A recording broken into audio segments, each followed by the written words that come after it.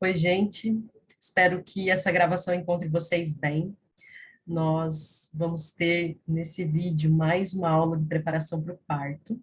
E o nosso objetivo na aula de hoje é conversar um pouquinho sobre como a gente estabelece um planejamento para um parto que vai acontecer no hospital, buscando respeitar as necessidades da mulher, né? As necessidades que ela tem para que o corpo faça o seu trabalho e o parto possa acontecer de maneira natural, sem intervenções ou com o mínimo de intervenções possível, né? Então, para que seja uma experiência realmente empoderadora, uma experiência positiva, tem várias coisas que são importantes da gente entender e processos que a gente precisa passar, trazer para a consciência e relembrar, né? Relembrar como é que é esse processo do parto, o que é que a mulher vivencia no momento em que ela está vivenciando essa dor, né, para que esse bebê chegue ao mundo. Então, é uma aula muito importante para a mulher e para seu acompanhante. Então, pega a caneta aí, pega caderno, pega lápis, que a gente vai precisar fazer alguns exercícios, tá bom? Eu vou compartilhar com vocês uma tela, uma apresentação de slides, e a gente vai conversar a partir dessa apresentação, tá bom? Então, vamos lá. O título da nossa aula de hoje é Um Plano para o Parto Hospitalar. E aqui nós vamos seguir uma jornada, né? Então, nós vamos seguir três pressupostos básicos na hora de planejar um parto.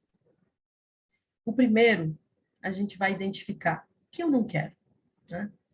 É muito comum que a gente comece por essa parte do não quero, porque sobrevoa muito sobre a cabeça da mulher e sobre o imaginário, de forma geral, das pessoas, de que o parto é algo que causa medo. Medo de várias coisas, né? Medo de sofrer uma violência obstétrica, medo das coisas saírem fora do normal, medo de não se sentir segura, medo de que alguém morra, né? Medo de alguma complicação. Tem muitas coisas que a gente tem medo, né? E é muito comum isso. Não é só a mulher, não é só você, que não é só o acompanhante que sente medo. Medo a gente sente principalmente quando é algo desconhecido, a gente não sabe muito bem o que é que vai acontecer, como vai ser, né? É algo bem fora do nosso controle. Então é normal que a gente tenha medo.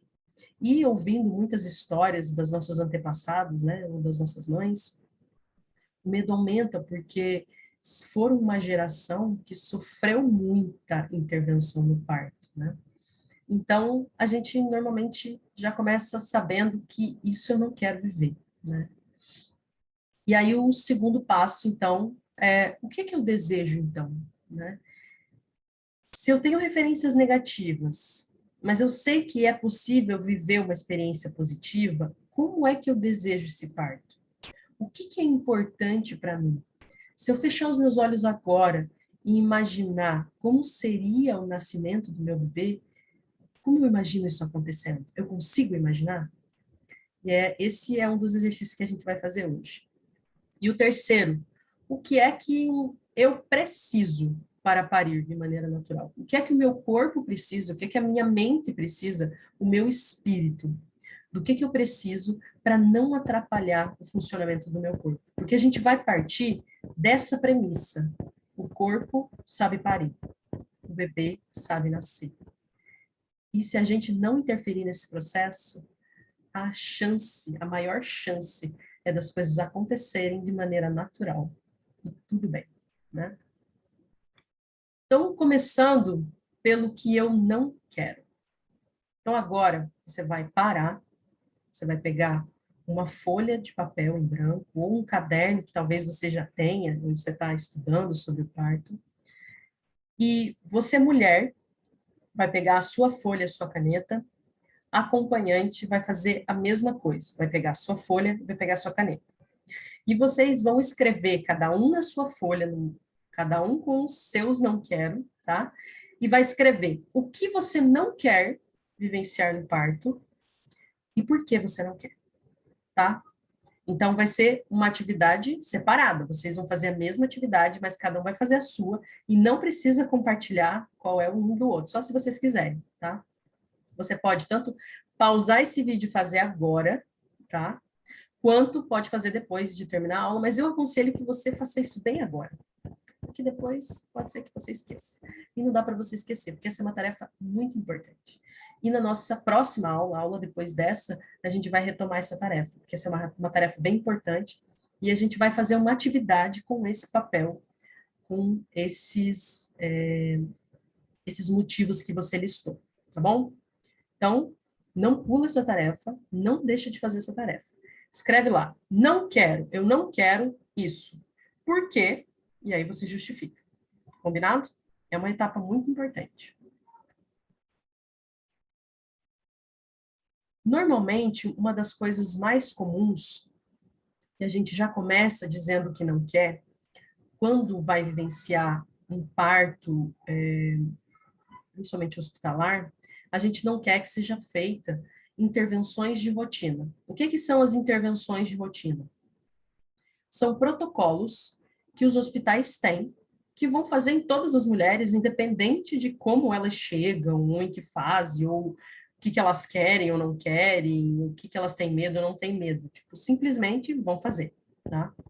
Então, e normalmente essas rotinas e esses protocolos do hospital, porque hospitais funcionam com protocolos de maneira geral, né, para atender todo mundo de forma igual, eles não vão respeitar a fisiologia do parto, nem a individualidade da mulher e nem as preferências. Não há muito tempo na rotina hospitalar para conhecer essa mulher, né, para conhecer você, para conhecer a sua história, para conhecer as suas percepções. Então, é feito aquilo que eles já sabem fazer e aquilo que eles já estão acostumados. E é importante que você tenha em mente que o hospital, ele não foi construído para partos, né? O hospital foi construído para intervir, para lidar com situações no limiar da vida e da morte, né? Para lidar com a doença. E, em algum momento da nossa história, os partos começaram a acontecer nesses hospitais, mas eles não sofreram alterações para atender o que é específico do parto, né? Então, o hospital, embora tenha algumas coisas que tenham sido modernizadas, mas a lógica dele continua sendo a mesma, um lugar para intervir, né? Então, ele vai acontecer dessa maneira, ele não vai considerar o parto como um evento humano, cultural, multifatorial, né? Lá você é uma máquina, né? A lógica hospitalar é de consertar aquilo que está dando erro, né? Prova disso é que a gente ainda é dividido em especialidades, cada um cuida de uma parte, né? Não é uma coisa integrada. E aí eu trouxe para vocês algumas rotinas que são mais comuns acontecerem nos hospitais, né, que são essas rotinas que são de praxe mesmo, que são sempre acontecem. E existem alguns profissionais mais atualizados que já deixaram de fazer algumas, mas a maioria das vezes ainda acontece, tá? Então, como regra, quando você chega no hospital em trabalho de parto, ou nem que você não esteja ainda em trabalho de parto ativo, mas já esteja sentindo as contrações, você vai passar por uma triagem, tá? Essa triagem, ela vai determinar se você vai ser admitida no hospital ou se você vai ser orientada a voltar para casa, tá bom? O que acontece nessa triagem? O toque vaginal, então, o toque é uma das maneiras de saber da evolução do trabalho de parto. No hospital, ela é a maneira utilizada. Então, a maneira deles saberem em que fase do parto você está, em que momento do trabalho de parto você está vivenciando, eles vão precisar fazer o toque. Tá? E existe uma alegação de que se você se negar a fazer esse toque, não tem como o hospital admitir você. Aí há algumas variações, porque você pode chegar no hospital já numa fase expulsiva, numa fase tão avançada do parto que não tem nem o que ver, né? Mas normalmente se você chega lá, ainda não está na fase do expulsivo, no momento que o bebê já está coroando para nascer, normalmente é feito um toque para saber em que momento você está. Junto com isso, tem também verificar a pressão arterial, né? Nesse momento é muito comum serem feitas perguntas à parturiente, né? Então, qual é o nome do bebê? Está com muita dor? Já estourou a bolsa? E de escutar o coração do bebê também, para avaliar como é que está a saúde desse bebê. intraútero. Então, de maneira geral, quando você chega numa maternidade, esses são os procedimentos básicos que são feitos, tá bom? Rotina 2. Você já foi admitida dentro do hospital, então já está internada, né? A rotina que se estabelece aqui é uma rotina de acompanhamento da progressão do trabalho de parto. Então, nesse momento, os profissionais eles vão fazer um monitoramento contínuo com toque vaginal para avaliar se você está dilatando, se você está progredindo, uma escuta do coração do bebê, alguns exames, testes rápidos, né, de admissão, que são aqueles que fazem um furinho na ponta do dedo e que o resultado sai na hora. Muitas vezes luzes acesas, conversas desnecessárias, que é o que eles estão acostumados à rotina, tá? E essa rotina, para que ela serve, né? Então, para acompanhar se o bebê e a mãe estão bem, se está tudo evoluindo, ou se precisa de alguma intervenção. A lógica do hospital é o tempo inteiro cuidar para que, se precisar de uma intervenção, eles já vão fazer. E isso já é uma intervenção, na verdade, né? O que acontece aqui é que normalmente a progressão do trabalho de parto, o toque, ele é feito a cada 2 horas ou 1 hora, dependendo do hospital. Né? E não há necessidade de fazer toque toda hora. Então, a mulher também pode rejeitar isso, né? E dizer que prefere que seja feito o toque só quando ela pedir.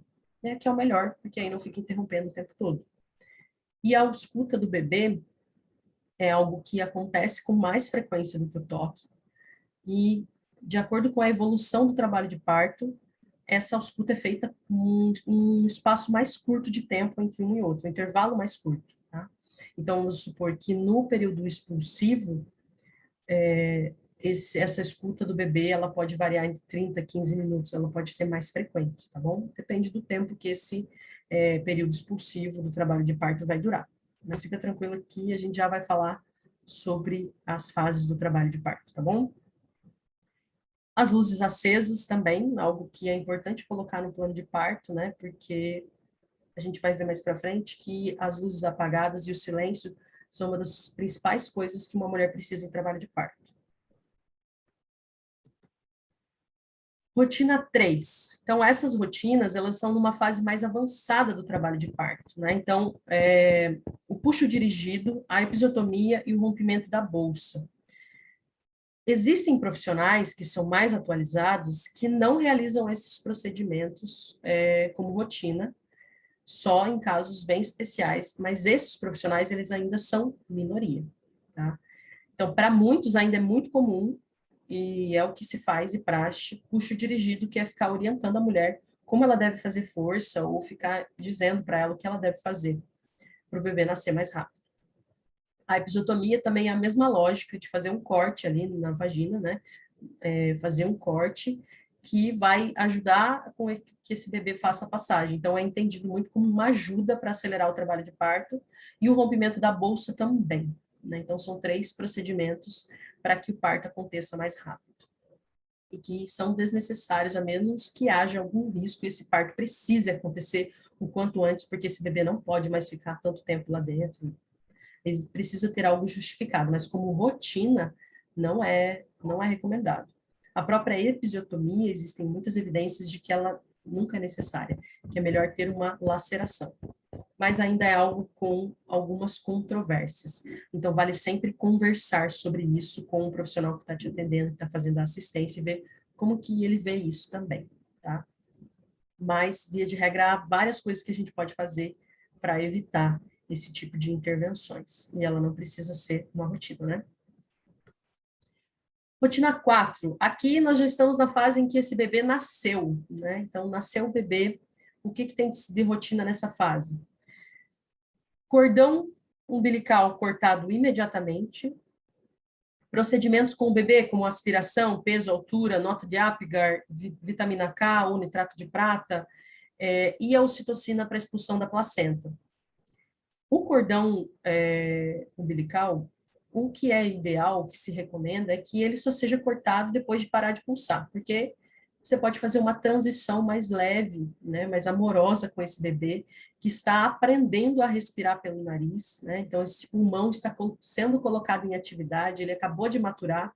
Então é muito invasivo para o bebê que isso seja feito imediatamente ao momento que ele sai do útero da mãe, né? Então é muito importante poder dar esse tempo para o cordão, porque ele vai parar de pulsar sozinho. Por que não esperar? Mas, infelizmente, muitos profissionais ainda não entendem essa conduta como necessária, acham que não precisam, né? Normalmente, quem faz, então, os primeiros procedimentos, né, que é o próximo ali, procedimentos com o bebê, já é o pediatra, é o momento que o pediatra entra na sala de parto, pega o bebê. E aí já vai fazer todos os procedimentos, né? Nós temos, como eu disse, profissionais atualizados que já deixam de fazer alguns procedimentos como rotina, mas, né, ainda não é a maioria. Vale conversar com o lugar, né, no lugar onde vocês vão ter esse bebê e entender como é que é a percepção deles sobre isso e colocar no plano de parto como é que vocês desejam, tá bom? Ocitocina para expulsão da placenta é uma injeção com o hormônio sintético ocitocina que é aplicado na coxa da mulher para a expulsão da placenta ser mais rápida, porque depois que o bebê nasce ainda tem a placenta, né? O parto só termina depois que a placenta nasce, né? Então, há ali uma necessidade dentro do hospital que essa placenta nasça logo, né? Não tem muito uma lógica de ficar esperando até que essa placenta nasça, embora isso seja muito possível, né? Quando a mulher vivencia todo o processo fisiológico, o bebê tem a oportunidade de vir diretamente para o seu colo, eles têm esse momento de vinculação, essa privacidade para a liberação dos hormônios naturais do parto, esses próprios hormônios, esse próprio vínculo da mãe e do bebê, já vai liberar a ocitocina necessária para que a placenta saia. Mas pode levar um pouquinho mais de tempo, tá? Então, na maioria dos hospitais, essa é uma rotina que acontece em todos os partos, não passa um que não tenha uma ocitocina na coxa para que a placenta saia mais rápido, e também a massagem, a manobra de tração, para também fazer esse útero, né, involuir. Vamos lá. Aí, nós vamos para a segunda etapa. Bom, até aqui, falamos então, lá, primeira atividade, o que é que você não quer e qual é o motivo. E depois eu trouxe para vocês quais são as rotinas, o que é que já está estabelecido no hospital. E se você não quiser vivenciar essas rotinas, você vai precisar escrever um documento chamado plano de parto e vai precisar defender esse plano de parto com a equipe que vai te atender. Por isso é importante você poder conversar com essa equipe antes do parto, apresentar o seu plano de parto, entender a percepção deles sobre isso, ter uma dimensão de como vai ser para aquilo ser respeitado, tá? E o acompanhante saber tudo que está nesse plano de parto, que se for o caso de precisar avisar na hora e lembrar as pessoas da equipe que aquilo está escrito e que ela não quer, ou que quer, tem que estar pronto ali para fazer isso, né? Então, a mulher não é aquela que vai defender o trabalho de parto no momento do parto, mas o acompanhante é que vai fazer isso, que tem voz e direito de fazer isso pela mulher também, né? Feito isso, nós vamos para o segundo passo. Nós já sabemos o que é que o hospital estabelece, qual é a forma que eles estabeleceram para o nascimento. E agora eu te pergunto, como você deseja? Como você idealiza o seu parto? Então, do momento em que você começa a sentir as primeiras contrações, né, a primeira fase, como que você se imagina? Onde você está? Você está em casa? Você já se imagina indo direto para o hospital? Como que você imagina passar por essas fases, né? Quem que vai estar com você? O que que você vai estar fazendo? Você imagina se é de dia, se é de noite, na madrugada, se está chovendo, se está sol? Como você vê, né? Quem é que está com você nesse momento, né? O que que vocês estão fazendo? Quais as posições que você se imagina parindo? Que comidas você gostaria de ter disponível? Que música você gostaria de ouvir, né? Como que você imagina o momento que o bebê sai do seu canal vaginal? Como você imagina ele em contato com você? Você imagina vocês já conectados, ou ele indo para o colo do pai, ou indo para o colo de quem está te acompanhando, ou já indo para os procedimentos? Como que você imagina? Né? Muito importante você ser detalhista. Você pode escrever e você pode visualizar isso cada dia com mais detalhes. Mas é importante que durante a preparação você se conecte com o que você deseja. Há muita potência em desejar com todo o coração e ir ganhando firmeza no teu desejo, né? Porque você vai atrair isso para você. Você vai trazer para o seu momento, né? As suas idealizações também podendo ser realizadas. Você não vai deixar margem para viver o que os outros querem para você, o que determinam que é melhor para você, né? Mas há algo ali de conexão sua com o seu bebê, há algo da sua alma que se manifesta quando você deseja, né? E aí, aqui vai mais um exercício para vocês, tá?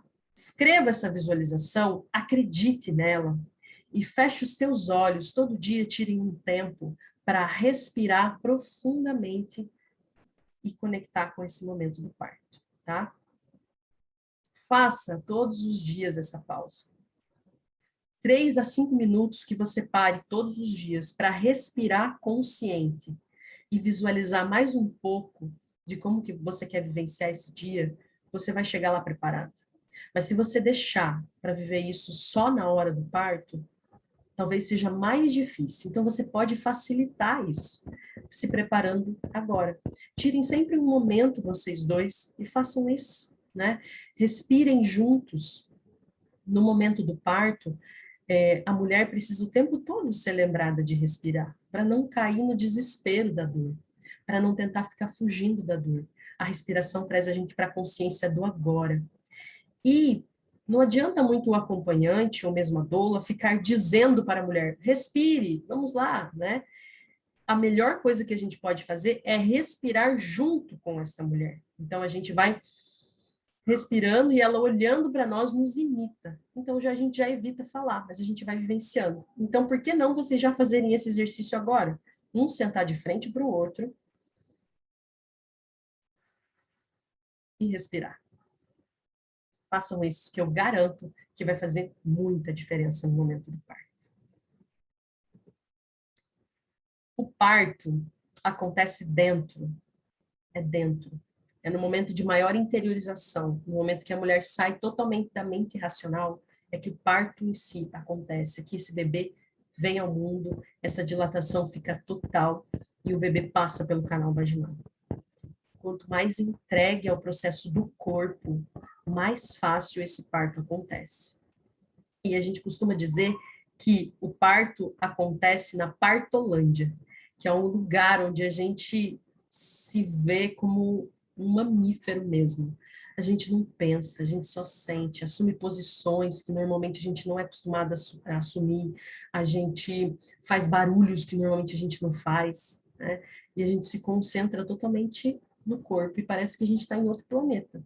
Essa é a entrega total do parto. Você já não se preocupa mais com o que está fora. Você está muito dentro. Você está muito percebendo o seu corpo. Você está muito sentindo cada contração, cada movimento do seu útero. É nesse lugar que você precisa chegar para o parto acontecer. Então, quanto mais você exercitar esse processo de estar íntima de você mesma, em silêncio com você, percebendo o seu corpo, suas sensações, seus próprios pensamentos, mais fácil vai ser chegar no momento do parto neste lugar.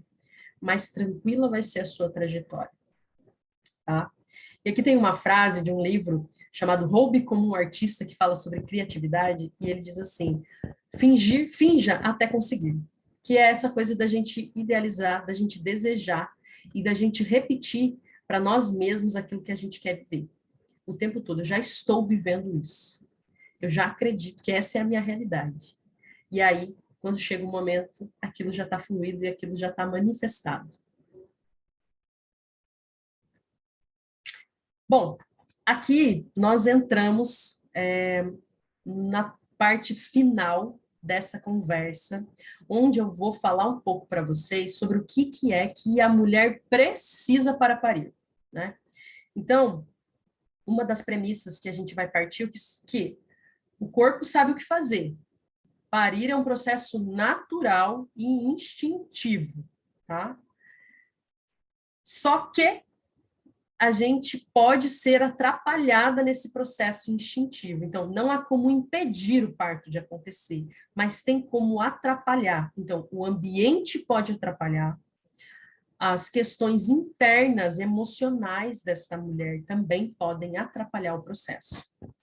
Então, é importante que a gente entenda quais são as condições ideais, qual é o ambiente ideal para que esse parto aconteça de maneira natural, respeitando essa fisiologia.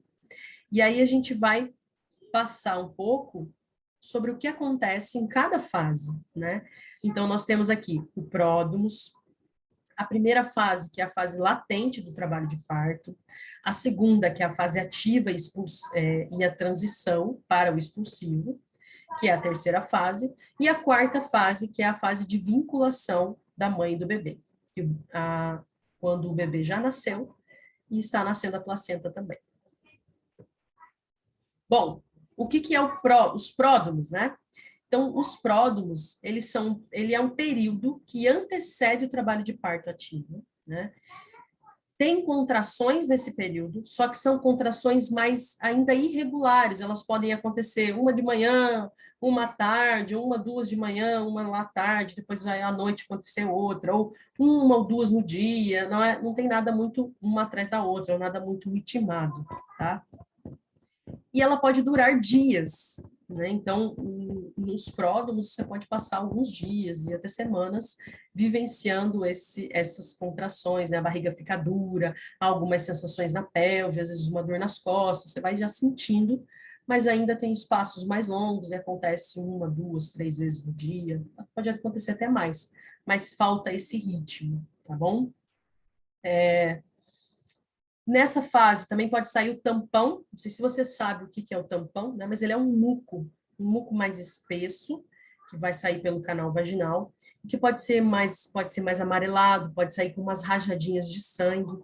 Então, é natural sair um pouco de sangue com o tampão, né? O que não é normal é sair muito sangue, aí precisa olhar para isso, mas sair um pouco de sangue ali no papel, quando você vai limpar o tampão, né, ou depois aí na progressão do trabalho de parto também saindo um pouquinho de sangue, é bem natural desse colo aí que está afinando, né? Então isso pode acontecer.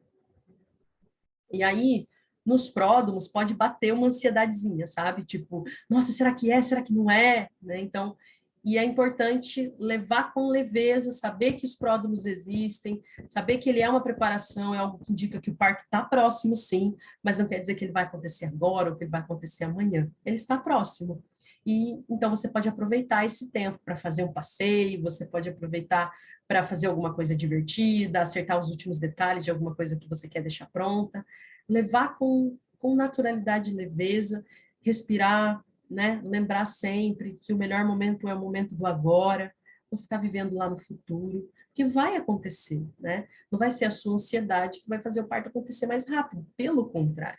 A ansiedade vai fazer com que o parto demore mais, né? Então, é importante que você busque relaxar, você pode colocar meditações, como eu disse, sair passear, ouvir música, dançar, fazer várias outras coisas que te tirem desse foco de que o parto tem que acontecer o quanto antes, porque eu já comecei a sentir algumas coisas, tá bom? E aí nós vamos para a próxima fase, que é a fase latente. O que acontece nessa fase? É um trabalho de parto já está começando, tá? Então, tem contrações mais seguidas uma da outra, então acontecem mais contrações no dia, mas elas ainda não são bem reguladas, sabe?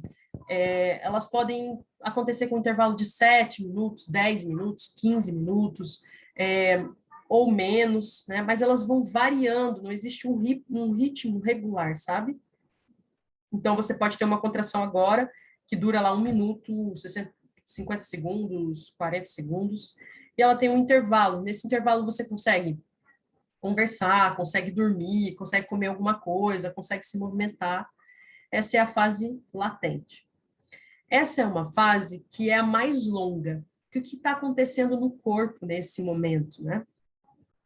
O seu colo está afinando e está começando a primeira fase de dilatação. Na fase latente, normalmente, é o momento em que a mulher vai aos 6 centímetros de dilatação, a primeira fase. Então, Dá para vivenciar tranquilamente esse momento em casa, e é muito bom poder vivenciar em casa, porque as chances de progredir naturalmente mais fáceis são muito maiores, né? Então, é um espaço, é um momento muito tranquilo de ficar em casa. Por isso é importante, né, ter o aconselhamento da doula também, porque a doula tem mais experiência em saber qual é o momento que muda o padrão, que está na hora de ir para o hospital. Como eu disse, o toque não é a única maneira de saber a progressão do trabalho de parto. A gente pode ir confirmando por alguns comportamentos, por alguns sinais que a própria mulher vai dando ao longo do trabalho de parto, tá? Claro que o toque muitas vezes confirma ou traz mais clareza, né, determina, mas há outras maneiras da gente observar isso. E essa fase latente é a fase mais longa do trabalho de parto, né? Então, depois que se passa essa fase, a outra é muito mais rápida, né? Então, a gente pode ficar, às vezes, uma noite inteira ali com a fase latente, ou o dia inteiro. Então, quanto mais leveza a gente trouxer para esse momento, quanto mais conforto a mulher tiver na fase latente, mais fácil vai ser a sua evolução e depois passar para a próxima fase, tá bom? Segunda fase é a fase ativa, né? Então, aqui já aconteceu a primeira parte da dilatação, então esse colo já afinou, já foi lá para aproximadamente 6 centímetros de dilatação.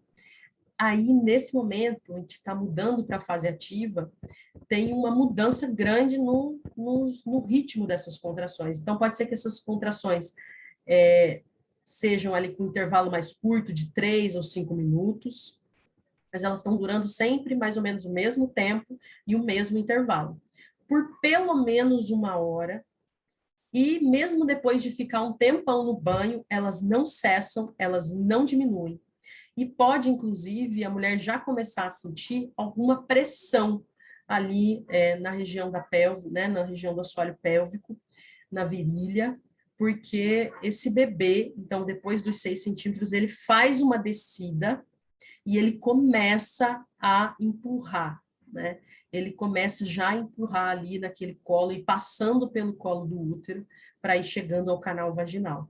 Então, pode ser que sinta-se uma pressão maior ainda, ainda não é aquela força de empurrar, né, do expulsivo, mas já tem uma pressão maior quando se chega nessa fase, né? Então, a gente normalmente recomenda, vai para o chuveiro, fica lá, se não passar, depois de ficar um tempo no chuveiro, estamos na fase ativa e podemos tranquilamente arrumar as coisas para ir para a maternidade. Aí, aqui, é importante ter uma noção de quanto tempo demora para chegar na maternidade, estabelecer um plano do que já precisa ficar pronto, né? Mais ou menos entender como é que vai ser essa logística. A partir do momento que se entra na fase ativa, já sabemos estar na fase ativa, pode evoluir super rápido, né?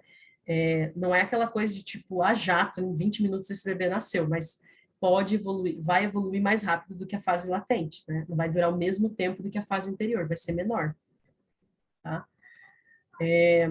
Bom, então, essa foi a nossa segunda fase.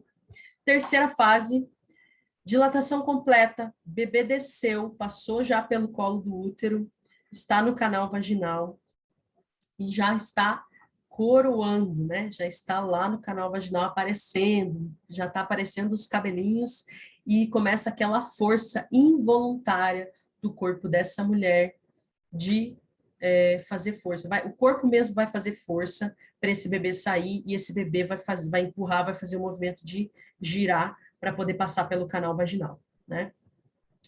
Pode acontecer muito rápido e espera-se que o expulsivo aconteça mais rápido, né?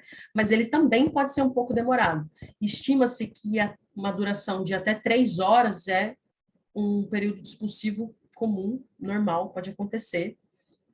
Mas se passar disso, daí sim pode ser considerado mais preocupante e precisa fazer algo para acelerar, ou precisa lidar com isso de alguma forma, né? Precisa de alguma intervenção. Então, mas mesmo assim dá para esperar. Mas, em média, o período expulsivo, ele não leva todo esse tempo, ele é mais rápido, né? Um reflexo do próprio corpo, é um reflexo do próprio corpo, que esse bebê passe pelo canal vaginal ali o quanto antes, né? O bebê, ele fica, às vezes, no canal vaginal ali um tempo, que ele vai, sobe, desce, vai passando, fica um pouco comprimido. Mas como o bebê não respira pelo nariz ainda, isso não vai causar nenhum dano nele, ele respira pelo cordão. Então tá tudo bem ele ficar comprimidinho ali um tempo, tá? É natural, acontece, bebês ficam roxinhos mesmo, quando estão ali no canal vaginal, logo que nascem eles ainda são meio roxinhos, mas depois vai voltando ao normal, tudo tranquilo, tá? E a quarta fase, que é a fase final do trabalho de parto, é o momento em que o bebê nasce e depois vem a placenta, né? Então, o parto só termina depois que a placenta nasce. Se a mãe e o bebê tem esse momento já de, o bebê nasceu, vem para o colo, e tem privacidade para viver esse momento de vinculação e poder liberar todos os hormônios, é muito mais fácil para o útero voltar no seu tamanho e voltando, né, aos poucos, para a placenta nascer, diminuir o risco de hemorragia, né? E aí, como eu já falei lá nas rotinas, né, no hospital normalmente não se espera o tempo da própria placenta, é aplicado a ocitocina e feito massagens de tração também para que esse útero evolua e para que essa placenta nasça logo, tá? Esse é um momento bem delicado para a mãe e para o bebê, porque é muito importante que eles tenham esse momento de se conectar. Para o bebê é um momento e tanto nascer, né? Para essa mulher também, mas para o bebê é um mundo totalmente novo. Ele passou por um momento em que, né, é estressante de alguma forma, é o primeiro trauma que a gente vivencia, é o nascimento, mas se ele já vai em contato com a mãe, ele já sente aquele cheiro, ele já sente aquele acalento, ele fica mais tranquilo, né? Ele sente aquela amorosidade, ele sente aquele cuidado, e ele pode se sentir acolhido e não invadido, né? Então, é muito importante que o bebê vá para o colo da mãe, que eles possam ter esse vínculo, que ele possa sentir esse cheiro, que ele possa se sentir seguro. Porque para o bebê, o lugar de segurança é o cheirinho da sua mãe, sentir a pele dela, tá bom? Então, contato pele a pele, primeira hora, os dois juntos, sem intervenções, é o melhor que se pode oferecer para esse bebê. E qualquer procedimento que precise ser feito com esse bebê pode esperar e pode ser feito também no colo da mãe. Então, para isso, para poder viver toda essa fisiologia do parto, para poder viver esse momento da maneira mais natural, tem necessidades que você vai precisar comunicar a esse local de parto, né, através do seu plano de parto, através das consultas de pré-natal, através dessas conversas francas e sinceras daquilo que é o teu desejo, né? Então, aqui eu coloquei algumas necessidades que são muito importantes para não atrapalhar o processo natural do parto, tá? O que é preciso, então, no trabalho de parto? Silêncio, para que a mulher possa se concentrar nas contrações no seu próprio corpo, né?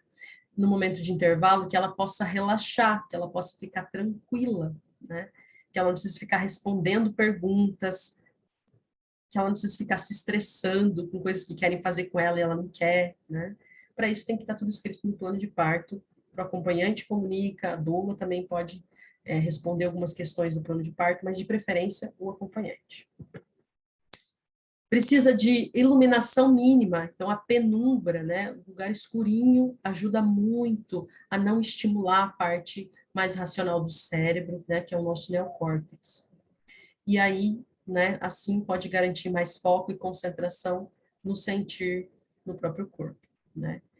É importante que a equipe evite ficar fazendo perguntas, né? Se tem alguma pergunta, faz para o acompanhante, faz para a doula, mas não fica perguntando para a mulher, deixa ela se concentrar. A companhia apenas das pessoas que a mulher quiser, então, ideal que não fique entrando várias pessoas diferentes no quarto, perguntando, querendo fazer toque toda hora. E quando vier fazer o monitoramento do bebê, fazer na posição que a mulher estiver, não pedir para deitar, né? Não ficar querendo que a mulher se adeque à equipe. A equipe tem que se adequar a essa mulher na posição que ela tiver. Muitas vezes é muito difícil para a mulher conseguir achar uma posição confortável nas contrações. E quando ela acha, não é justo que alguém venha tirar ela dessa posição, né? Então é importante respeitar esse momento. E se tem uma coisa que é terrível para é a mulher estar no meio de uma contração e vir alguém pedir para ela deitar. E vir alguém fazer um toque nela. E aqui, para isso, também é importante solicitar que o toque só seja feito quando a mulher solicitar. Não há necessidade de ficar fazendo toque o tempo todo, tá bom? Outra necessidade bem importante é que a mulher esteja tranquila para ficar nua, né? Que não fique encobrindo ela ou achando que tem que ficar cobrindo e atrapalhando ali o processo. O ideal é que a mulher se sinta livre, né? Sem medo de como ela vai se expressar, de como ela vai sentir, poder obedecer os comandos do corpo sem pensar, sem regra, sem julgamento moral de nada. E também poder ter acesso ao chuveiro, água quente, a hora que ela quiser. No fim dessa apresentação, eu deixei algumas perguntas para vocês fazerem no local de parto, para ir conhecer um pouco da estrutura e saber o que, que ela oferece, o que, que você pode levar de casa, né? No momento do nascimento, né, uma das questões é não ser transportada de um lugar para o outro, principalmente na fase do expulsivo, na fase que esse bebê está nascendo já, na fase que a mulher já está na partolândia, não atrapalhar de tipo, vamos sair aqui, vamos para uma outra sala, né?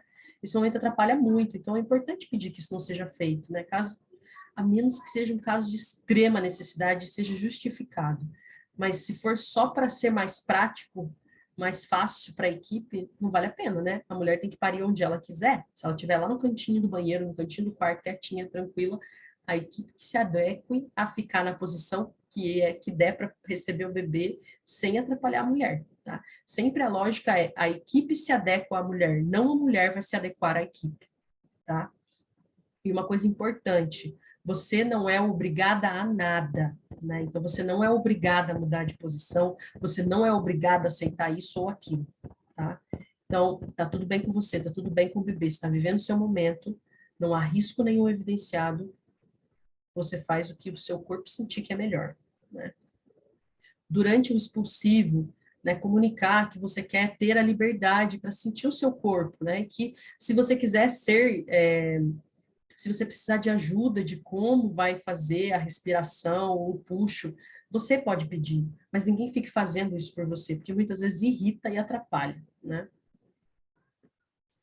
É importante não ficar se sentindo observada também no momento do expulsivo, do tipo você lá parindo e as pessoas todas olhando em volta de você, querendo saber, né, olhando lá só, observando. Se a mulher se sente observada, pode travar o processo do parto.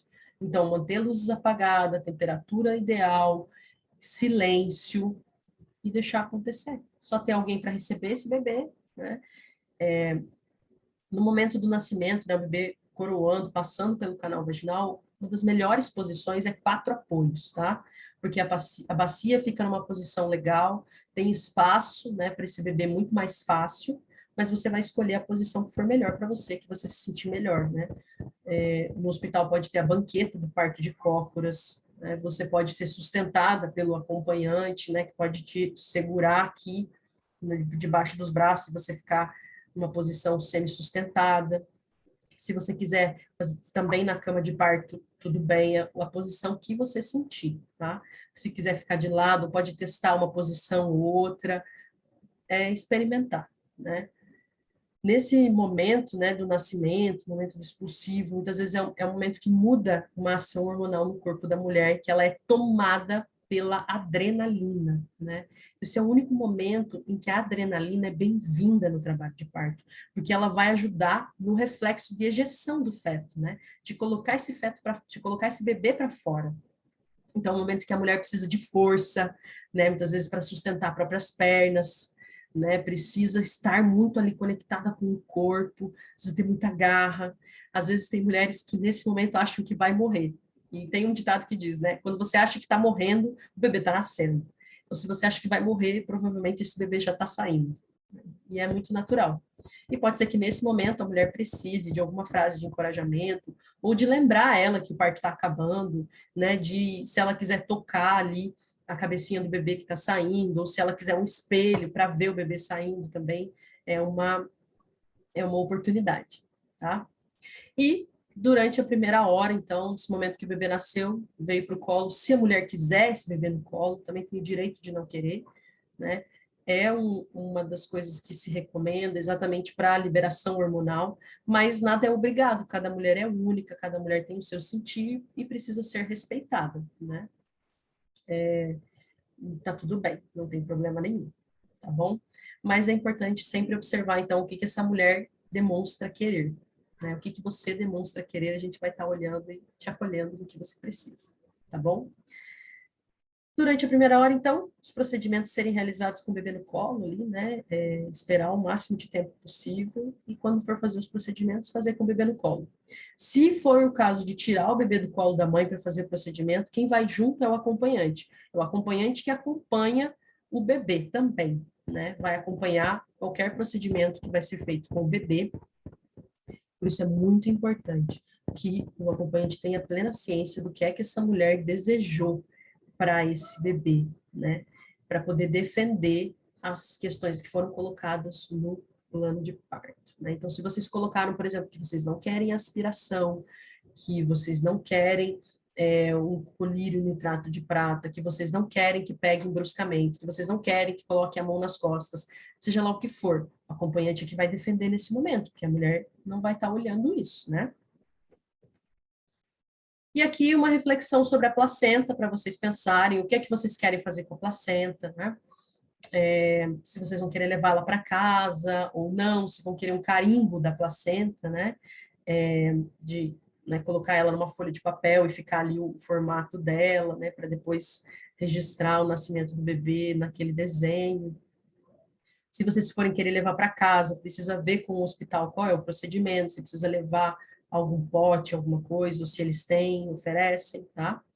E vocês também pensarem, refletirem sobre essa questão da intervenção para a placenta sair. Se vocês vão aceitar essa ocitocina na coxa, ou se vão pedir, solicitar à equipe, né, que não faça, que espere a expulsão de maneira natural, né? Eu adianto que essa é uma questão que talvez dê um pouco mais de trabalho em relação à equipe, mas se for a decisão de vocês, vale a pena ir atrás, né, daquilo que é seu direito, de dizer como você quer que aconteça o seu parto. Mas essa é uma questão bem importante de conversar com a equipe, tá bom? Porque o parto só termina depois que a placenta nasce. E enquanto a placenta não nascer, a equipe não sai de perto de você, tá bom? E aqui, por último, eu separei algumas perguntas para a visita à maternidade. Então, tendo a oportunidade de visitar a maternidade onde você vai ter o seu bebê, leve essa listinha de perguntas, acrescente quantas mais você quiser. Eu vou disponibilizar esse PDF para vocês. Então, vocês vão ter acesso a essas perguntas, vão poder fazer as anotações e ir lá conversar no hospital, né? Se já puder, no dia que for a maternidade também, levar o plano de parto para conversar aquilo que vocês já estabeleceram, pode ser uma boa oportunidade. Ou, depois de responder essas perguntas, vocês também podem adequar o plano de parto, né? Então, aqui no total são 11 perguntas, tá? Não vou falar sobre cada uma aqui, mas depois vocês pegam o PDF, leem e veem quais fazem sentido para vocês, tá bom?